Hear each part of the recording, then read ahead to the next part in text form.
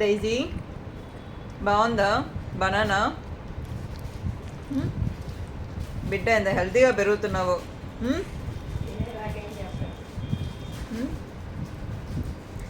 నీ అందరికి నువ్వు ఒలుచుకుని తినటం కూడా వచ్చిందరా. దేనిలైనా నువ్వు పీగచ్చడిరా. నువ్వు తోపవై. ఓయ్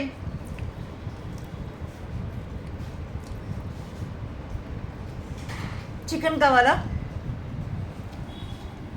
చికెన్ కావాలా?